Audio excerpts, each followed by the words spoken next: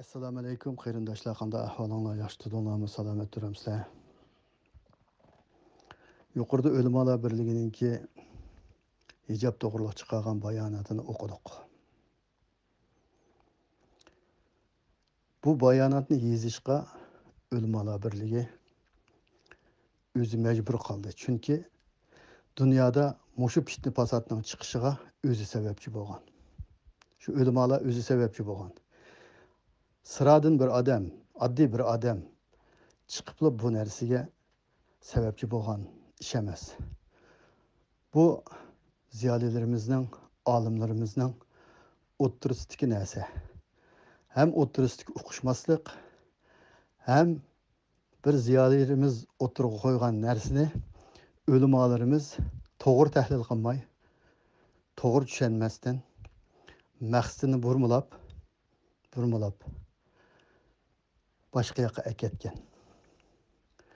Undan boshqa yozmadimi shunda xatoliklar intayin ko'p. Xatolik intayin ko'p. Yozmadimi asosiyatdan yanıla milletning maqsadi burmilinib ketgan. Milletni dinga düşman qilib ko'rsatib qo'ygan. Masalan, islamofobiya din düşmanligi. Uyg'ur xalqi dinga düşmanlik qiladigan millat emas. Bütün vayronchilik, bütün qalamaqonchilik, bütün mushu tartiyotgan deb, mushu dinimizni qo'g'daymiz deb, dinimizni mustahkam turamiz deb beshimizga kelayotgan bir oqibat. Mushu dinni qo'g'dayotganligimiz uchun kelib chiqayotgan oqibat bu. Shuning uchun ham buningda voz kechmaymiz. Mushu dinda mustahkam turamiz. Biz dinning dushmani emas. Islom dushmani emas. Uyg'ur xalqi islom dushmani emas. Uyg'ur xalqi islom dushmani bo'lib qolgan bo'lsa, Uyg'ur xalqi bugungi holga qolmaydi. Boshqa bir dinni tanlagan bo'lsa, Xristian diniga o'xshash bir dinni tanlagan bo'lsa, navzubillah. Bu millat bu darajada xorliq, zabonliqqa qolmas o'g'aydi. Boshqa dinni tanlagan bo'lsa, xorliq qolmaydi desa, boshqa dinni yaxshi ko'radigan o'xshaydi deb qolmanglar. Xorliq qolsaqmi o'zimizning dinni qo'g'day olamiz, o'zimizning dinda mustahkam tura oladigan bir millat bu.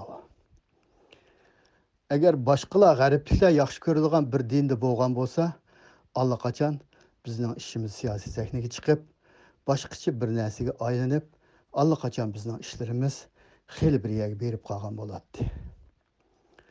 Biz ana ashundaq bir yordamnimi, ashunga o'xshash bir siyosiy jihatda utuq oldimizda ko'rinib tursa-mu, Uyg'ur xalqi boshqa dinni tanlamay, ashu dinda mustahkam turib, shu dinni qo'g'dab, shu yo'lda mushu vayronchiliklarni, mushu jafo mushaqqatlarni, ham mushu sinoqlarni boshdan o'tkazib o'tadi.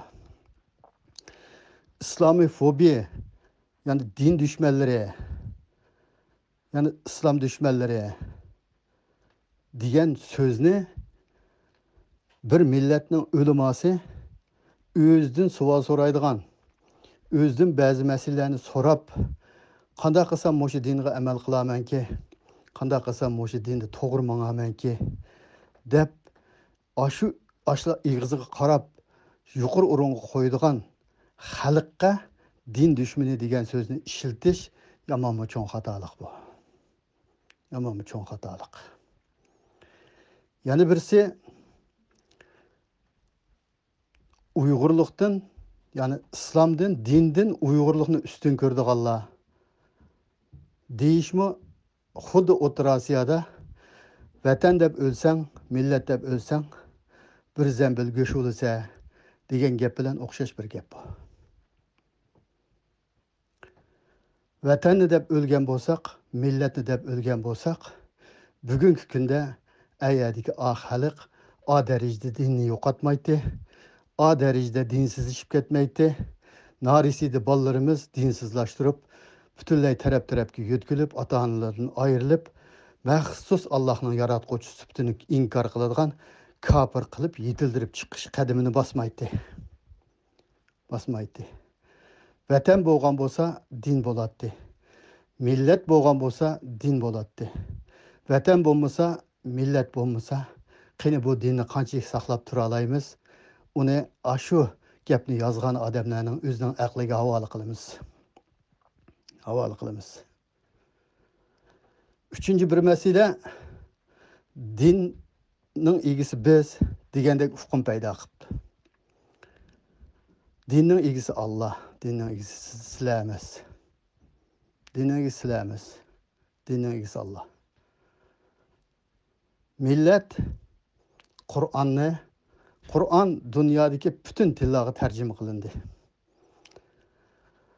Qur'onda halol qilingan narsani, harom qilingan narsalarni, cheklangan narsalarni, buyurilgan narsalarni hamma odam hozir o'qib, nimaning to'g'ri, nimaning xatoligini biladi. Shuning uchun ba'zi bir masalalarni mana qanday qilamiz deb, yenilam shu millatning ilm ahlilari, ya'ni ulamolar bor deb yuqori o'ringa qo'yganlik uchun ba'zi vaqtda ba'zi masalalarni maslahat o'rinda o'tirib qo'yib baqidi, ba'zi masalalarni so'raydi. Bu millat dinning dushmani emas. Bu millat dinning dushmani bo'lmag'achqa, ashadagi ashinchilar qiyinchiligi va ashu Uyg'ur ayollari bo'lsin, narisidi bolalar bo'lsin, zodi ayol hammasi shu Turkiyani markaz qilgan ashadagi ashu qiyinchilikqa butun dunyoning hamma yeridan qo'lidan kelishicha yordamini qilib kelyotidi. Dinni o'ch ko'rmaydi, musulmonni o'ch ko'rmaydi, o'zining millatini o'ch ko'rmaydi. Millat mavjud bo'lgan chog'da din bo'ladi, vatan mavjud bo'lganda din bo'ladi. Allah bizni Uyg'ur qilib yaratgan, aşı ziminda yashab ekanmiz. Aşı zimin bizningki, qo'limizdan ketkizib qo'ydik. Lekin Uyg'urligimizni saqlab qolgan vaqtimizda, Uyg'urlik mavjudligimizni saqlagan vaqtimizda Allah xolisi biz u ziminning egisi bo'la olamiz. Ham shu ulug'layotgan dinimizni mücadis qo'g'dab qola olamiz qarindoshlar. Qo'g'dab qola olamiz. Endi gapning beshiga kelsak, pishni pasatni tagan kim? Kim tadi? Erkin Sidiq hijobni inkor qilmadi. Niqoblashishni hozircha to'xtatib tursak-chi dedi. Niqob bilan hijobni ayirib bilish kerak. Hijobni hech kim inkor qilmaydi. Erkin Sidiqmi hijobni inkor qilmadi. Hozirgi niqobni bilishni hozircha to'xtatib turgan bo'lsak, dunyodagi siyosiy jihatdagi da'volarimizga az to'la foydasi bo'lib qolarmikin dedi. Bu narsani butunlay mush ulamolar birligi da'vatqanlar, o'zi bugungi mush bayonotni chiqarganlar, ulamolar ham shu ulamolardan ayrim shu Erkin Sidiqning so'ziga javob berganlar, o'zi pishni pasatga aylantirib etdi, o'zi ulg'aytib etdi, talash tortish sababchi bo'lgan o'zi shu. Aldın qitimda qilgan so'zimdagi o'xshash, shuningki niqoblanishining, qora kiyilishining farz emasligi, sunnat emasligi, vojib emasligi, ya'ni shu rangninki emasligini hammasi biladi. Qur'on hamma odam o'qiydi. Hamma odam tarjimasidan, har xil ulamolardan, olimlardan o'rganadi. Qur'on ayollarning yuzini avrat demadi. Aldığın kuni birisi Sura Ahzabning 59-oyatini o'qib, ayol kishining yuzini avratga chiqardi. Yahudi Nasaralarning Qur'onda nima uchun aybladi? Allah'ın ayetlerini o'rindan almashtirib etganlik uchun, o'zgartirib etganlik uchun, Allah'ın ayetleriga qalaymagan ta'bir berganlik uchun aybladi. Yahud degan so'z bir millatning ismi emas. Yahud degan so'z xatolashquvchi, ozg'uvchi, yengilganlar degandek ma'nodagi so'z. Xatolashquvchilar. Ular nima uchun xatolashdi? Shularning hahamlari, nasaralarning poplari asosiy jihatdan Alloh halol qilganni harom qilib bersa, harom qilganni halol qilib bersa, ashlarning so'ziga ergishib manganlik uchun ular ana shunda xatolashdi. Shuning uchun ular payg'ambarlarni o'ltirdi, islomga dushmanlik qildi. Shuning uchun Alloh bularni ozg'anlar, ya'ni xatolashganlar deb aybladi. Qur'on hech qanday yerda ayol kishining yuzini avrat demadi. Har qanday olimdan o'tag'izib ayol kishining yuzi avrat modisi avrat emas deydi. Qur'on avrat degan modisi yo'q deydi. Ayol kishining tashqi ziynati qaysi desa, yuzi deb ko'rsatdi. Yuzi va qo'li, putiningki o'shqidan töven yeri, qo'lning beg'ichidan töven yeri yuzi deb ko'rsatdi. Bu haqiqat. Shuning uchun bu masalani yana bugun ta'gib qilishimiz sabab nima desa, bizning maqsadimiz bu gapni ovutish, bu gapni bag'ansir ko'paytib, bag'ansir o'tirg'a chiqib, ulg'aytib, fitna fasodga sababchi bo'lish emas.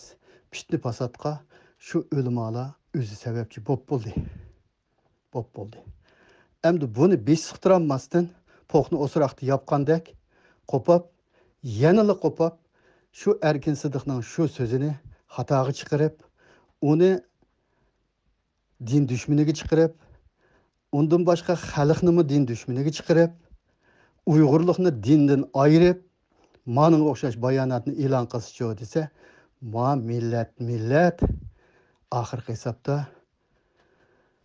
o'z vaqtidagi poplar din bizni deb turib, dinni bizli boshqaramiz deb o'tirg'i chiqib olib, hammaga o'zi ega bo'lib olgan chaqda undan keyin bir turkum hokimiyatlar chiqib, uni shu cherkovning ichiga tiqib o'tgandek, ma millatni ayrim, o'zinglarni ayrim qilib o'tirg'i chiqib olsanglar, silimi asosiyatdan bir bo'lingni qilib qolasizlar.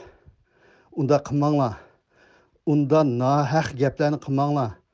Unda qapqarsiq yolg'onlardan bir nimalarni o'qib, o'zinglarning gapini rost qilavermanglar. Allohning kitobi qo'linglarda bo'lgandan, Qur'on qo'linglarda bo'lgandan, Qur'on zodi mushu hijobga nima deydi? Niqobga nima deydi? Ikkisini ayirib qaranglar. Niqob boshqa narsa, hijob boshqa narsa. Hech kim hijobga qarshi chiqmadi. Hech kim bu millatning diniga qarshi chiqmadi. Zodi mushu millatga eng foydali bo'lgani niqob bo'lsa, shu niqobni qilayli, hijob bo'lsa, shu hijobni qilayli. Shuning uchun eng dunyo siyosatida ziyon tortmagan shaklda, da'voga ta'sir etmagan shaklda bir ish qilayli. Ma o'limalar maningga yo'l ko'rsat. Ma ishni tuzaydigan bo'lsa, tuza desa, shu chiroyli o'tirib qo'yilgan so'z burmulinib, eng oxirida yana shu o'limalar birligi tarafdan ayrim qarshilik uchrab, eng oxirida maningga o'xshash xato bayonotni e'lon qilib qo'yib, yani millatning ichida o'zinglarni oqlab, o'zinglar chiqargan narsani o'zinglar chiroyli tuzanmasdan eng oxirida yana oqlab, buning bilan tugab ketsa bo'lmaydi bu. Sizlarning da'vatqininglar din emas u. Din ahli, ulamolar, olimlar xalqqa bundaq shaklda javob bermaydi. Dinga bundaq ega bo'lib olish haqqinglar yo'q sizlarningki. Dinga bundaq ega bo'lolmaysizlar. Dinning egisi Alloh. Dinning muqaddas kitobi, ya'ni haqiqiy yo'l ko'rsatmasi Qur'on. Qur'onga uyg'un kelgini durust bo'ladi. Qur'onga uyg'un kelmasa, e'tirofni qilmaydi millat uni. Chunki Qur'on dinning asosi. O Qur'onni ib kelgan payg'ambar o'zi kelgan Qur'onga zid gap qilmaydiganligini Hamma odam biladi. Kichikkina aqlini ishlatgan, kichikina tafakkur qiladigan odam Muhammad alayhissalom bu Qur'onni akagan, bu Qur'onga zid gap qilmaydi. Bu Qur'onda yo'q narsalarni Muhammad alayhissalom o'tirg'i chiqarib qolmaydi, chiqarib qo'ymaydi deb o'ylaydi. Allohning oldida jazoga uchrashidan qo'rqadi.